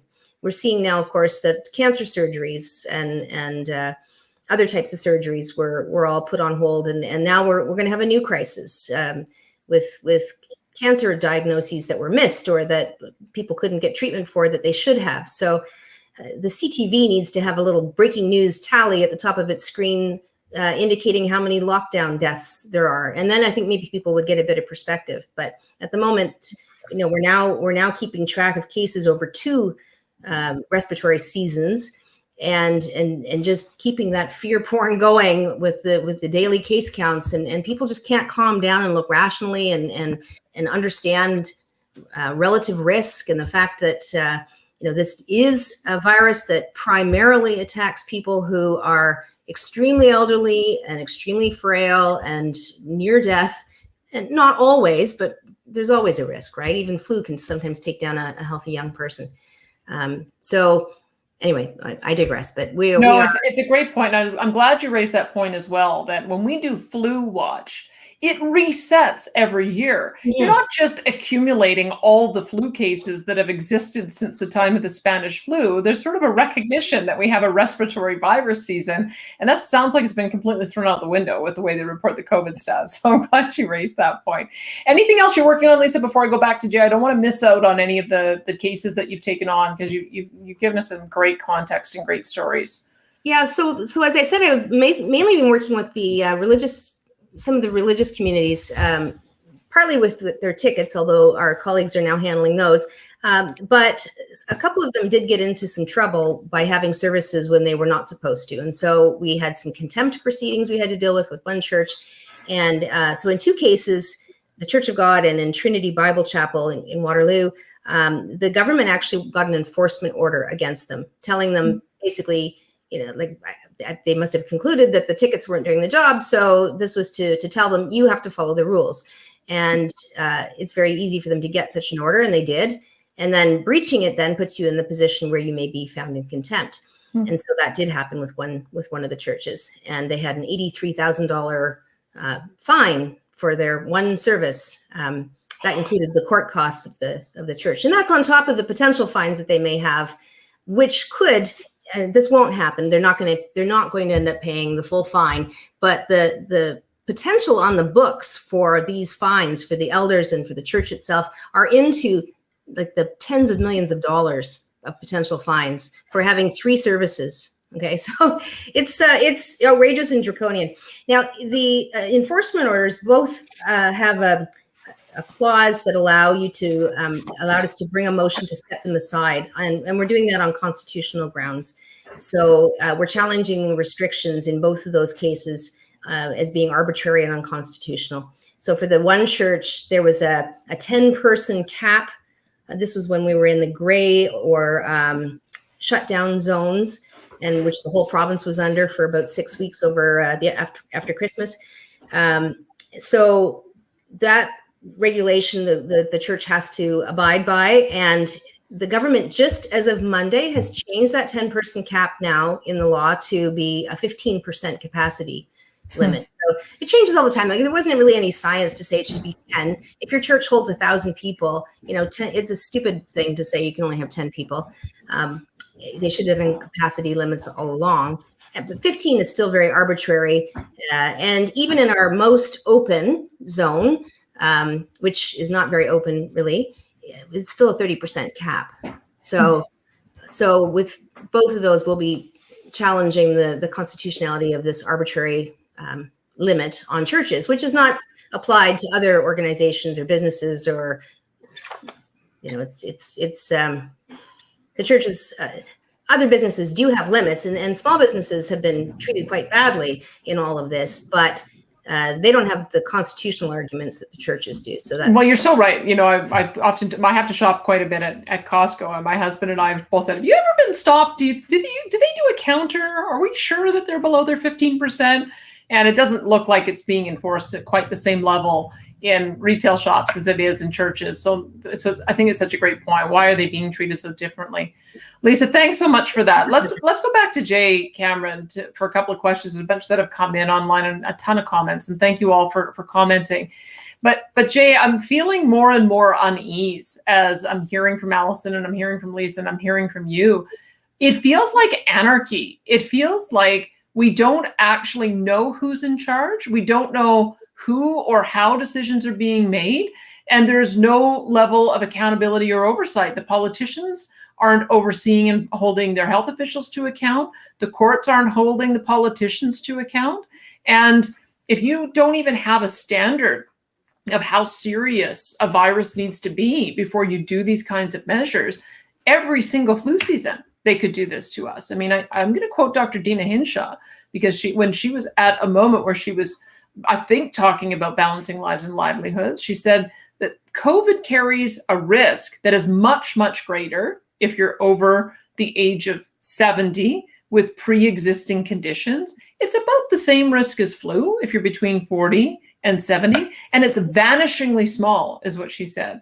The risk of death is vanishingly small if you're below the age of 40. And so for them to justify taking these kinds of measures with this kind of virus, I don't see a pathway out of this, Jay. I'm feeling very uneasy with this conversation. Put me at ease, if you would. You should feel uneasy. The answer is that what is occurring is an overturning of democratic checks and balances. It is rule of by dictatorship, by medical dictatorship, and not by constitution. And I want to give you a couple of quotes here. One of them is from Baron de Montesquieu, who in his 1748 treatise called The Spirit of Laws said that where the executive is combined with the legislature, there can be no liberty. And in Canadian governance, you have three powers. You have the legislature, they make laws. You have the executive, they implement laws, and you have the judiciary, who kicks their butt if they do it in outside of the Constitution. And with COVID, you see a breaking down of the separation between the legislature and the executive, because you have that power vested in one individual. And as Montesquieu said, there can be no liberty, because you have rule by authoritarianism. The other thing that I would point out that ought to cause alarm to all Canadians is the observation and the finding by the Supreme Court of Canada that the governance model in Canada rests on the premise that there is consent of the governed. And so, some people will say, well, that's an American concept. It's not. The Supreme Court of Canada has said that the government derives its legitimacy through the ongoing process of debate, through the ongoing process of checks and balances, whereby the citizens see themselves represented in the laws that are being passed. If you lose that debate, if you lose that dialogue, government itself loses its legitimacy. That's what the Supreme Court of Canada has said. And so, yeah, I want to can you talk a little more about freedom? Because I've got someone who clearly is not persuaded by our arguments. They're asking the question, what freedoms have you lost? I mean, I can speak personally. I had a business that I had to close down for 2 periods of 2 months. I was supposed to go away for my 50th birthday and my 15th wedding anniversary and my husband's 56th birthday to Mexico, and the government canceled my flight for me. I'm still not legally allowed to see my parents. Otherwise, they or I will face a $1,200 fine. I'm still not allowed to see friends. Otherwise, we face a $1,200 fine. These are my yoga class was canceled, and I suppose people are saying, "Oh, this is all trivial," but you know what? This is kind of the essence of life: is being able to see friends and family, to be able to travel, to be able to enjoy going out. The essence of life in a free society is not to have the right to just sit and do Zoom calls and be cloistered in your own home and only see your husband and your dogs. And so I just don't know that people think that freedom matters anymore. It matters viscerally to me, but how would you answer that person who says, pasha, freedom, what freedoms have you really lost? Well, I think it's, the individual who says that has a sad life, with all due respect. If you want to sit home and not do anything and not interact with people, not see your loved ones and watch state propaganda, there's been a big media bailout to the tune of $600 million, and you want to be constantly bombarded with the fear of cases, and you're okay with being told that you can't gather and that you can't worship and you can't speak your protest when you lose your job at the legislature. And if that's the society you want to live in, then I guess you're perfectly content. you're basically a boiled frog in the pot, and you don't realize what you've lost and what you've traded. You've traded something very precious, which is liberty, for the illusion of security. And like Benjamin Franklin said, people who are willing to trade liberty for a little bit of safety deserve neither liberty nor safety. So, I mean, that's what I would say to that. I mean, yeah, if you think about what people have lost, these aren't abstract things. And this goes back to the fact that we recognize individual rights for a reason. If you're an individual who had a parent or a loved one, a spouse, dying in hospital, and you were deprived from sharing that person's last moments, you've lost a whole heck of a lot. And so I don't think that we should trivialize the loss of people's jobs and the loss of their businesses and their retirement and the deaths of their children by suicide, and the loss of their domestic tranquility is nothing. Wake up and smell the oppression. That's what I would say. Let me see if Allison and Lisa want to add to that, because you're making this argument in the court about why freedom matters in an environment where we've got people questioning about why does freedom matter? Well, absolutely. I mean, I know someone recently who called me out of the blue in tears, saying that a parent had a very serious medical episode and was in the hospital in Manitoba, and the family was not allowed to go and see her at the hospital. And this person was very distraught, not knowing if her loved one was going to survive. His loved one was confused and alone in the hospital, and there are these policies. Well, you can't go in because of COVID. Well, I mean, that's devastating to family members and to the person who wakes up in the hospital not knowing what happened, and now they're alone and they don't know if they're going to go home again. And it's just, we hear stories like this all the time. I have people calling us, and I take these calls, and it's heartbreaking. I have grown adults, men and women, crying to me on the phone about situations in long-term care homes and not being able to visit and that kind of thing. And then you have these restrictions on protesting. And we're not advocating for people to riot at the legislature, but it's fundamental to our Canadian society and to democracy to be able to stand there with other like-minded people who want to express their frustration and anger in a peaceful manner as to what is happening and how their freedoms are being taken away. And that's something that people historically are doing in democracy. You take to the streets and you protest, and that's something that we treasure as Canadians. And these orders that say you can't have more than 5 people standing together outside completely restricts that ability, and that is completely undemocratic. And Lisa, yeah, go ahead. Completely. Lisa, let me get you in on sort of a last word on this topic of freedom and why it matters, because it's remarkable to me that just prior to COVID, we were all expressing outrage at China clamping down on the Hong Kong democracy protesters, right? I mean, that we were covering that daily. We were saying how outrageous it was that people didn't have a right to stand up and talk about their democratic freedoms. And then, whoops, we've all kind of gone and done the same thing. How are we now supposed to hold China to account if everybody else has followed the exact same approach that they've taken in the face of this threat? And so what I wonder is, have we seen sort of a fundamental turning away of the desire for freedom, and can we get it back? I mean, if we want to get it back, what are the arguments to get it back?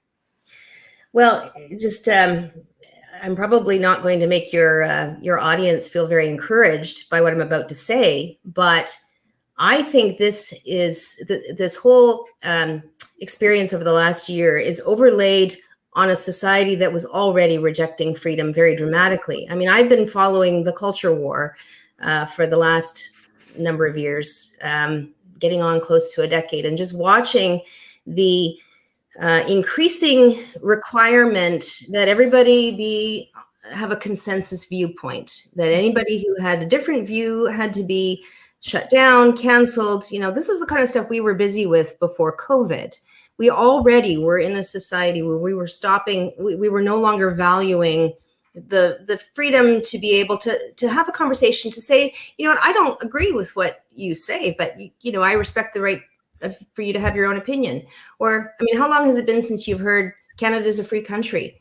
Or, yeah, I don't agree with you, but that's okay. Yeah, like, we don't, if somebody doesn't agree with us now, we have to make sure that they never work again. You know, we were already in a society that was throwing away the idea of individual rights and freedom for certain people, by the way. I mean, it's increasingly people who are more sort of centrist or to the right are being curtailed and not allowed to have perspectives and viewpoints that differ from the consensus viewpoint, which is typically more on the left. And so again, not to get overly political, but I think what we were primed for was, when this pandemic came along, we were already primed for a society that is functioning on narrative rather than facts and evidence, on a media that has lost the ability to do investigative reporting because they have grown up in and been produced in a culture at university and in their,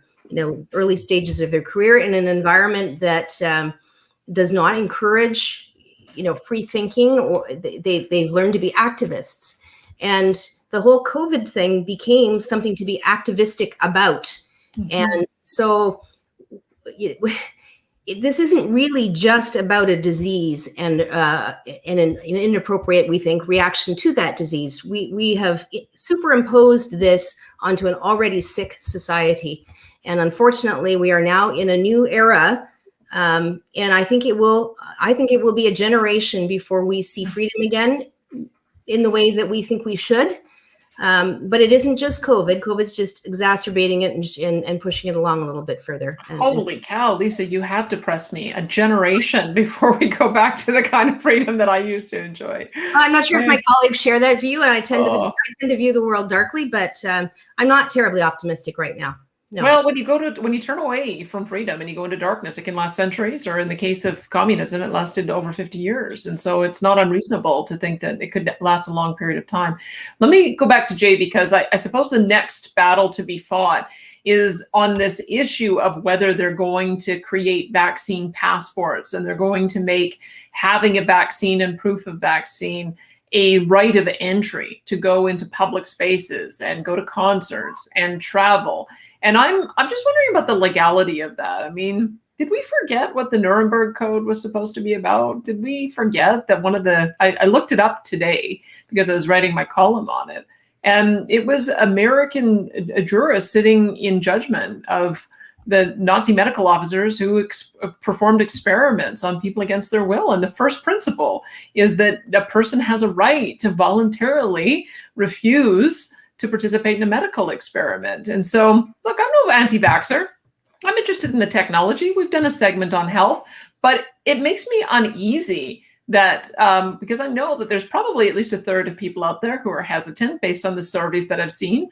How is it up to me or government or a health official or the court to force somebody to take a jab in their arm of a brand new experimental type of vaccine approach that we've never seen before? I'm sort of baffled that we've forgotten the history and we've forgotten the precedent. Does that not even matter anymore, Jay? Where do you think that one's going?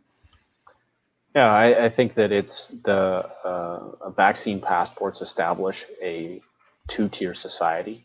You have second-class citizens. You have people around the world who are very well informed, nurses and doctors and other health professionals, scientists, and they're saying, you know what, we've been in the health context, we've been in the hospitals for 12 months. We either had COVID and recovered, or we never got COVID, or we were asymptomatic and it never mattered to us. We just kept on trucking. We don't want the vaccine. Statistically, the data shows that 99.7% of people who contract COVID recover. And so they're saying these nurses and doctors, and these are nurses and doctors, okay, these aren't fringe people, these aren't conspiracy theorists, these are people working in the medical profession. They're saying, why would we take this? No, it's a good question. How can you impose it on us? Yeah. And in a constitutional fashion. I know that the Israeli Supreme Court excoriated the judgment, the Israeli government, in a judgment that was handed down either yesterday or today.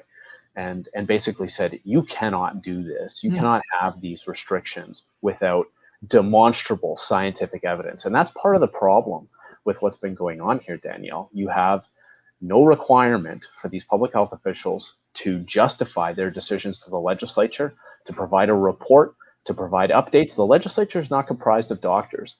You know, if you go to a doctor and the doctor says, we need to amputate your left leg, and while we're in there, we're probably going to take your right leg too, you would go get a second opinion, and that would be your right.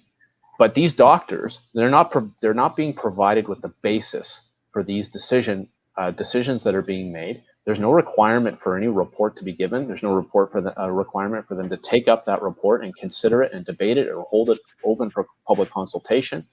And so, you know, that we see the same type of thing with the unilateral exercise of the federal government, of the federal cabinet, with respect to some of these entrance requirements into Canada. By the way, the Justice Centre has challenged the constitutionality of the the federal facility requirement. But you know, the idea that the federal government would impose this restriction of this requirement to have a vaccine passport would violate a host of charter provisions, and the Justice Centre is absolutely committed to fighting such a measure. That is not going to happen unchallenged on our watch. Alison, do you know if Dr. Jay Bhattacharya has anything to say about that? Is that going to form any basis of his discussion? It seems it's a bit of a sidebar, but he's done a lot of writing. Is there any additional medical observations that you can share with us that he's made? On the vaccine issue, I know that himself and his the other two physicians that wrote the Great Barrington Declaration, they've come out and said they encourage the elderly and the immunocompromised to get vaccinated, but they also, on the other hand, don't believe in mandatory and forced vaccination as well. So they see vaccines as a way to end the lockdowns and end the pandemic, but certainly would agree that it shouldn't be forced upon people.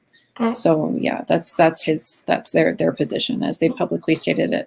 Lisa, just an observation from you. What happens if we do go there? What would be the method of being able to say no, thank you? Because I'll tell you the way I think it's going to come in at first. I think it's going to be employers requiring their staff to get it as a condition of employment, because I've already seen employment lawyers weigh in on this. And I think we've already seen it in the medical profession, that there's sort of a requirement that you get vaccinated. And I don't know that there's a method for people to get exemptions. Are you hearing any of those cases yet, just as a bit of a preview to what we might be facing? And is there anything that you would recommend people do if they're finding that their employer is putting that kind of pressure on them? Well, because the Justice Center deals with infringements by the government, we don't usually get into the employment situation. But you're absolutely right. I think that's what's going to usher it in is that there'll be a lot of demand in the private sector, and there'll be apps that will be developed that already are, where you can keep track of these kinds of things too. So it'll also extend other things that are not necessarily government, but to go into a concert or to get on an airplane or whatever, you'll have to probably show your COVID passport. And of course, given that the evidence, from what we've heard, is that this doesn't necessarily end the problem of transmissibility of the virus, and that's why we have to keep wearing our masks and all this afterwards. It makes absolutely no sense. It's almost like the vaccine is like a Tamiflu or something. It helps alleviate the symptoms that you personally experience, but doesn't necessarily. I think there's evidence that it does cut down on transmission to some degree, but it isn't the primary purpose of this. And so to then force everybody to have it it doesn't seem to me, and I'm not a scientist and I haven't studied this thoroughly, so I'll throw that caveat out, but it just seems to me that the evidence for it isn't that strong. But again, it's this consensus view, and there's a certain morality that is associated with it now. And so that's why everybody has to get on this bandwagon, or you're a bad person. So I'm worried that if we, and again, you know me now well enough to know I'm going to take you someplace dark, but if we have these passports now for something like a vaccine, how many steps away from the social credit score in China are we? Really, not very far. No, you can't get on this airplane because you don't have the vaccine passport. Oh, no, you can't go to that bank and do business because you said something that we think was inappropriate and your credit score is very low. It's a path, right? It's a progression. And as soon as you infuse a policy decision like this with a morality, which is, I really think is what's driving this, you just open the door to all other kinds of things being snuck in under the same guise down the line. So we have to be vigilant about this. You might say, well, it's just this one thing. It isn't just going to be one thing. Well, and this is where I'm worried about, Jay, about where this goes. I mean, as a business owner, I have to have certain privacy rules that I ascribe to if I collect people's data, if they make a reservation in my system. That's how seriously the government takes the issue of privacy. And now I'm supposed to ask them if they've been vaccinated. And if they haven't been vaccinated, I'm supposed to find out what medical condition that they have that precludes them from getting vaccinated. This seems like an enormous invasion of privacy. I don't even know why we're actively entertaining this conversation. How would you be able to mesh that approach with what we've developed, this massive amount of privacy legislation we have? I mean, remember, it was not that long ago that they were taking the names off school pictures and school trophies because they wanted to protect the privacy of kids. Now we're going to have any business owner able to access medical records of their patrons. This seems to be like a complete 180, and I'm not sure how the government reconciles that.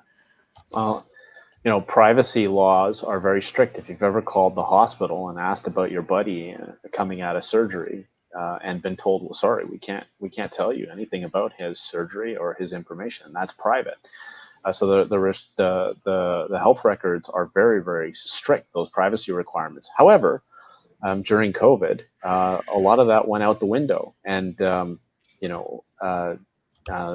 example, Minister Shandro unilaterally passed this issued this order pursuant to the power that he received under Bill 10, giving the RCMP access to all of your health records.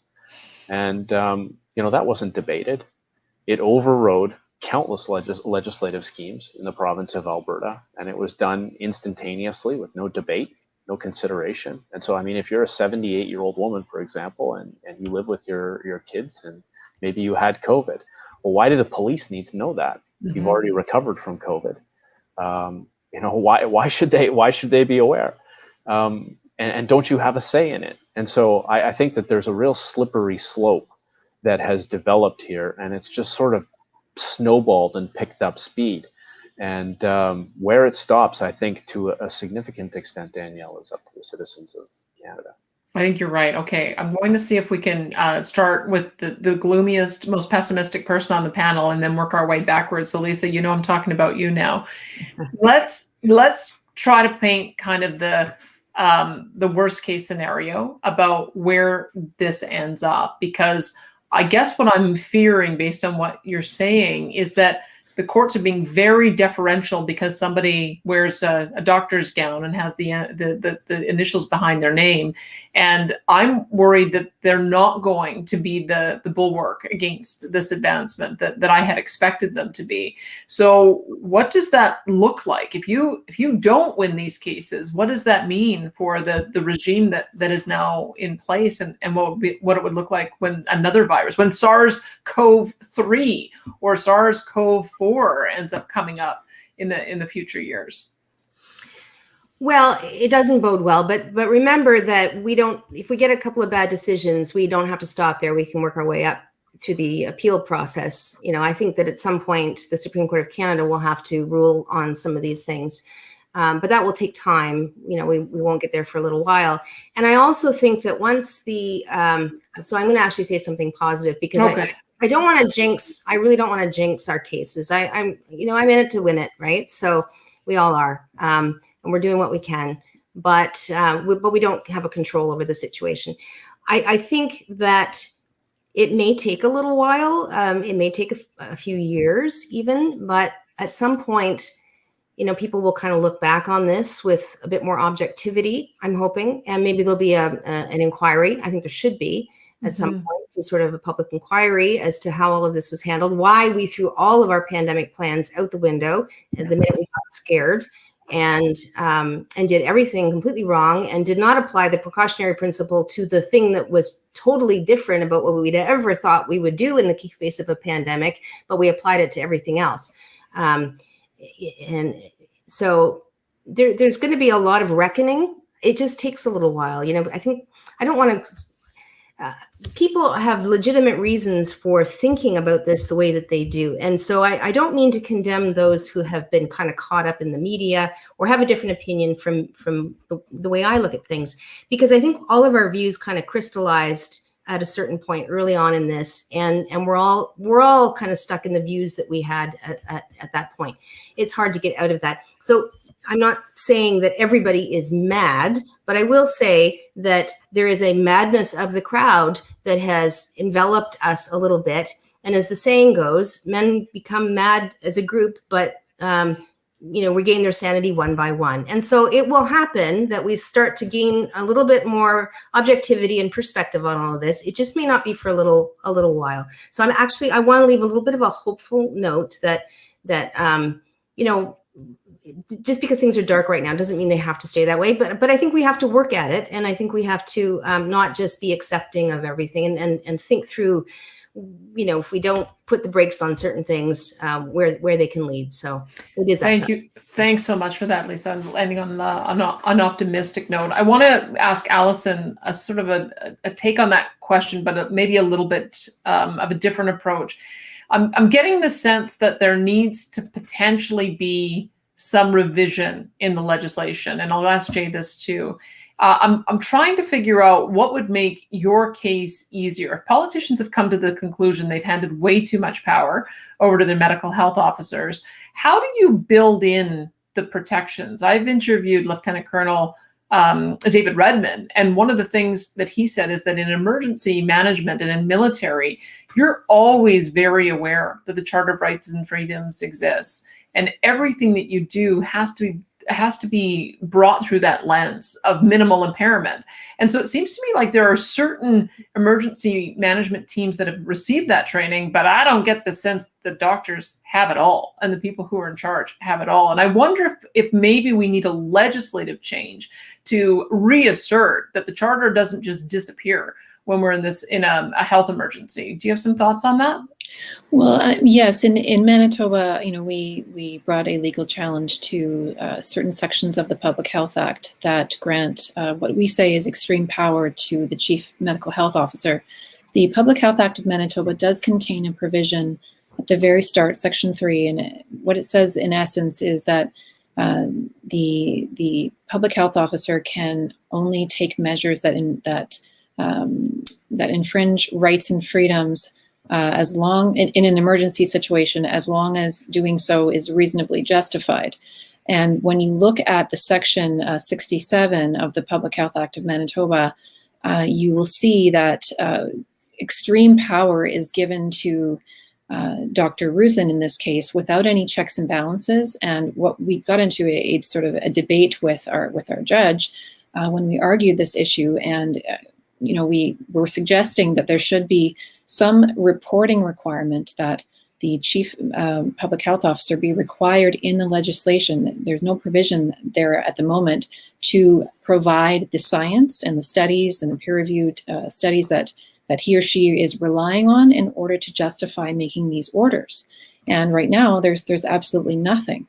So, that was what we got into it with the judge and opposing counsel as to there should be a reporting requirement that Dr. Rusin has to show the science to the health minister, who then will take that back to the legislature, and there can be informed debate. And as Jay Cameron was speaking about earlier, the foundation of democracy, one of the foundations of democracy is the discussion of dissenting opinions. And the Supreme Court of Canada has said in the secession reference, there cannot be a monopoly on the truth. And that's what we're saying that is occurring here with these health officers, is they've got a monopoly on the truth. And we say that because they're the ones who know what science they are or not relying upon to justify these orders, and the public is kept in the dark. So that's what we asked for. We asked for the court to find that there should have been more checks and balances, that the public should be kept aware and kept abreast of the latest science. And certainly, if you think about it, I mean, wouldn't there be fewer clashes with law enforcement if people actually understood that there's science supporting, say, masks? What science is being relied upon? We have tons of people emailing us saying they've got tickets because they are not wearing masks, and people are getting arrested at grocery stores for not wearing masks. But I think part of that is that, people, this is not normal. When in history have we ever had to cover our faces in the face of a virus? And certainly if there was the stunning evidence in science coming from these health officers to justify that, you'd think that people would be more willing to accept that and go along with it. And certainly there will always be those who want to rebel against authority. But the issue here is that the orders that are being placed on people are orders that say the way that we've been living our lives is somehow unlawful now. That's visiting family, visiting friends, going to certain stores, going to church. All those basic activities, having our faces free and unencumbered to breathe, are all of a sudden unlawful. And people need to understand the basis for that. And so, we would say that this act, at least in Manitoba, I know similar challenges are happening in Alberta, that the act is deficient in that it doesn't have that check and balance when you're going to give such extreme power to one person. Completely. Now let's get Jada to sort of round it out on that, because Bill 10 is the one that you mentioned in Alberta as granting these kind of extreme powers to the health minister. I'm sort of struck by some of the pieces of the Health Act that people have highlighted. And it seems like we always gave these kinds of extreme powers to health authorities in the past. And if you look back at the fact that they can order that immunization, that they can impose health orders and quarantine, I think a lot of this came from the smallpox era and the polio era. But this isn't smallpox or polio. And so I guess this is the question, is that, was someone asleep at the switch? Did they just think that, well, let's put this on the books, knowing that we probably won't ever use it? And then all of a sudden we were all taken by surprise because, gosh, they did intend to use it. So I'm trying to figure out if the court is being properly deferential to the politicians and throwing it back into their court, saying, if you're going to change this, you've got to change it through legislation, and what that would look like if they did. Can you comment on that, Jay? So much to say, Danielle. As the last stop and protector of the Constitution, we need courts to question. Unfortunately, courts shut down during some of the worst of this, but they're open now. And whereas some of this stuff made its way in front of U.S. courts earlier because they were open, it's just arriving at Canadian courts now, and we need our courts to say, this far shall you go and no further. Canada is a free and democratic society. The idea that safety is the paramount priority and that safety is the jurisdiction of the government is foreign to the Constitution of this country. We're a long ways in the public consciousness from Patrick Henry's statement about give me liberty or give me death. And yet that was the priority. And there were people who went to war, 17, 18, 19 years old, a whole generation. They went to war and they sacrificed their lives because there was something that was more important than safety. And, complacency and the illusion of safety, and, you make that the paramount concern, and you lose everything. I mean, there's this old saying, you may have heard it, when they cried peace and safety, then sudden destruction comes. And they will not escape. And so the idea that the government can protect you and can make you safe, and that is more important than freedom, is a very, very dangerous and slippery deception in my view. And I would say that is also the view espoused in the Canadian Constitution, because it prizes freedom and democracy and liberty. And it makes those things paramount. And unless you protect those principles from generation to generation, we are always just one generation away from losing them. And so, it's on us. It's on us to decide. I agree with you. So tell me what you think the legislation should be. If they were to realize that if the courts let us down and they don't do as you describe, and we do need to change legislation, there's a few things popping out to me that we need to change. One again comes from Lieutenant Colonel Redmond, is that the public health orders were always, and declaring a public health emergency was always intended for it to be localized, that if you had a local outbreak that you might need to manage locally, then perhaps that's when you would put the public health authority in charge. There was never an intention to have them manage a system-wide, province-wide, multifaceted emergency response that would take place for over a year.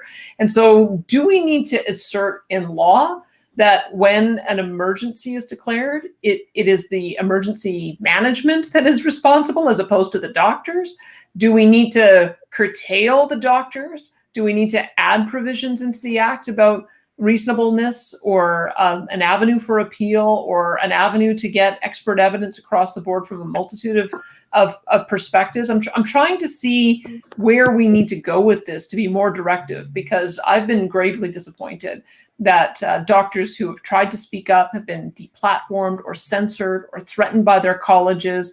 And so we're not getting the full range of public discussion that we need to have. I've been gravely disappointed that the courts are closed, and so you guys aren't able to argue the cases. And so it seems to me that there's a deficiency in law that needs to be corrected. And what would that look like? A few things, and these are some of the submissions we made to the Chief Justice of the Court in Manitoba in our delegation case, which was heard a few weeks ago. First of all, you're right. Emergency circumstances need to be dealt with in a narrow and localized fashion, because they are unique. You have even still, you have communities in Alberta that have never seen a case of COVID. And yet they are laboring under the same type of oppressive restrictions as the rest of the province. That's nonsensical. And incidentally, it is within the power of the Premier and his cabinet to bring a review of these measures, and they have not done that. So the argument that the government makes, and the argument that their lawyers are making in court, is, hey, this is a quickly evolving situation. We have to be able to act with speed. Okay, so you act with speed in a localized fashion, maybe in a broad fashion if necessary, but then you have to have review. If you want to pass an order that broadly infringes constitutional rights and freedoms, you have to have a mechanism by which within a 2-week period or a 4-week period, a report is tendered to the legislature outlining the basis for that decision, outlining the latest data from international organizations and other scientific communities and bodies who are saying maybe something different, and how you took that into consideration, the impact of those orders on the community, and then a requirement for the legislature to not only review that report, but also to study and debate it. There is no requirement for the legislature to take up a review of Dr. Hinshaw's orders. Just indefinitely, she has become the authority figure in the province of Alberta, and that's the circumstance in other provinces. And so, the timely review is a mandatory thing that must occur. And then, if there are changes that need to be made, there has to be a requirement for the legislature to have a mechanism to implement those changes, either by handing it back to the public health official or by implementing changes themselves, which is their democratic obligation as the representatives of the people. And lastly, Danielle, I would say that there cannot be an orthodoxy which is imposed by the government on the populace. That has led to some of the most monstrous injustices in history. And you have courageous people who are speaking up about what's going on, and they're saying, hey, hold on a second, we have questions.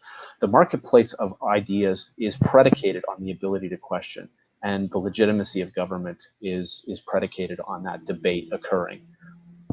Well, I'm so glad we had so much time to talk with all of you.